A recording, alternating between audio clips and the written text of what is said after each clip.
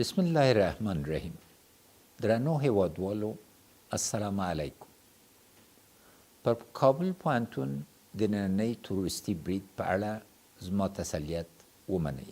انا لله و انا الیه راجعون. په ډیر تاسف سره چې د علم او پرمختګ دښمنانو نن پر کابل پوهنتون توریستي برید وکړ. دا د دوی د جنایتونو او وحشتونو دوام دی. په دغه وحشیانه برید کې زموږ د یو شمیر وطنپالو او ژمنو هیوادوالو بچي او لونې شهیدان او ټپیان شول. دوی خپل بچي د هیواد د روښانه راتلونکي په موخه زده کړو ته لیږلي وو او د پوهې له لارې د وطن دښمنانو سره علمی او انسانی مبارزه کوله.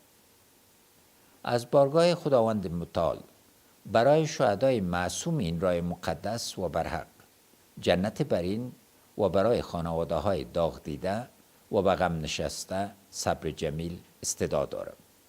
ما به عنوان یک ملت واحد در غم و اندوه خانواده های غم دیده که فرزندان عزیز خود را از دست دادند خود را شریک می‌دانیم و متأثر هستیم. یک بار دیگر با تأکید می‌گویم که حمله بر هموطنان ما، مساجد، تکایا و مراکز علمی، فرهنگی، اکادمیک و تأسیسات عام المنفعه حمله بر انسان و جنایت ضد بشری است. این حمله بر عزت، پیشرفت و آینده روشن افغانستان می باشد. مدت من افتخار معلمی و ریاست پوهنتون کابل را داشتم. یک گوشه از قلب من هنوز برای این نهاد تحصیلی همچنان می تپد. حمله امروز درد عظیم را نصیب ما کرده است.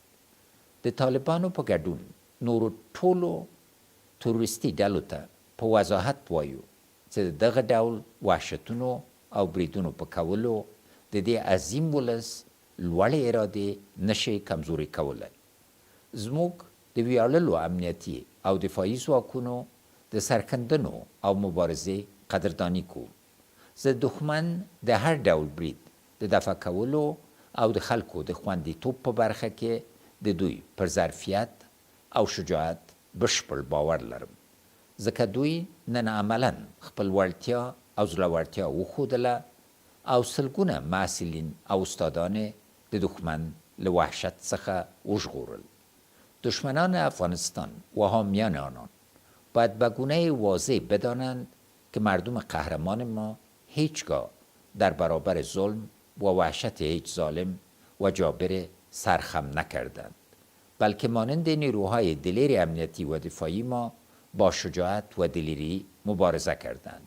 مردم ما مانند گذشته باز هم در کنار قهرمانان دلیرشان استادند و از آنان به عنوان مدافعین وطن، مردم، قانون و ارزش‌ها حمایت قاطع می‌نمایند. په پای کې یو وار بیا ویرجنو او غمجنو کورنیو ته د غم شریکي مراتب وړاندې کوم. مربوطه مسئولینو ته مې جدي لارښوونه ده چې د شهیدانو کورنیو ته عاجله رسیدګي وکړي او هم د ټپیانو اساسي درملنه وکړي. د افغانستان وحشي دښمن ته وایم چې بې غڅه نه پاتې کیږئ. زموږ د دغه معصومو شهیدانو او اولادونو د سپېڅلو وینو غڅ به خامخا او په څو چنده درنه واخیستل شي. زموږ میړني ځواکونه مو هر ځای لټوي او له منځه مو وړي. په آخر کې بیا ټولو ته تسل وایم. انا لله و انا الیه راجعون.